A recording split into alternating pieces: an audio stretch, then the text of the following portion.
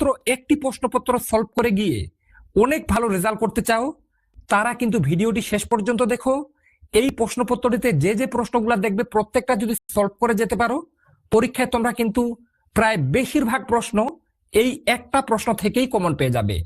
তাই চ্যানেলে নতুন হয়ে থাকলে অবশ্যই চ্যানেলটি সাবস্ক্রাইব করে পাশে থাকা বেল আইকনটি প্রেস করে রাখো, যাতে এইরকম গুরুত্বপূর্ণ ভিডিওগুলি সবার আগে তোমার কাছে পৌঁছে যায়। তো চলো দেখে নেওয়া যাক কি বলা হয়েছে। একের দাগে দেখে নাও, নিচের প্রশ্নগুলির সংক্ষিপ্ত উত্তর দাও। বিকল্প প্রশ্নগুলি লক্ষণীয়, অর্থাৎ একের দাগে তোমাদের 5টি 2 নম্বরের প্রশ্ন দেওয়া থাকবে। প্রত্যেকটি প্রশ্নের মান 2 করে, 2 গুণ 5 = 10 নম্বর। এক্ষেত্রে প্রত্যেকটা প্রশ্নের ক্ষেত্রে কিন্তু পরীক্ষায় তোমাদের অথবা দেওয়া থাকবে। তো দেখে নাও, প্রথমে আছে 1.1 দাগে, আগ্রহ, পরিণমন, শিখন ও মনোযোগের 2টি করে বৈশিষ্ট্য লেখো। ঠিক বলা যাবে না কোনটা দেবে, সেজন্য আমি 4টাই দিয়ে দিয়েছি।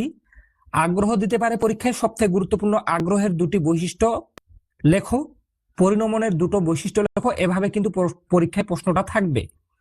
প্রথমের প্রশ্নটা হয়ে যাওয়ার পরে অথবা দিয়ে আছে বুদ্ধির অভিক্ষা কি। প্রথমের 2টো প্রশ্ন যদি রেডি থাকে, আমি আশা রাখছি একটা প্রশ্ন তোমরা এবছরে কমন পেয়ে যাবে। এরপরে দেখে নেব 1.2, WHO দ্বারা নির্ধারিত মানসিক স্বাস্থ্য কি তা উল্লেখ করো। খুবই গুরুত্বপূর্ণ প্রশ্ন, পরীক্ষায় আসার চান্স কিন্তু প্রবল। এই প্রশ্নটা হয়ে যাওয়ার পর অথবা দিয়ে একটা আর দেওয়া আছে, মানসিক সুস্থতা বলতে কি বোঝো। মানসিক সুস্থতার কৌশল হিসেবে মননশীল ধ্যানের 2টি গুরুত্ব লেখো। এই 2টা যদি রেডি থাকে, আমি আশা রাখছি একটা তোমরা এবছরে কমন পেয়ে যাবে।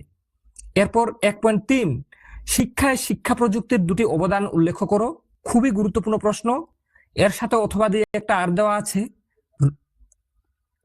ROM এবং RAM, রম এবং র্যাম এর মধ্যে 2টি পার্থক্য লেখো।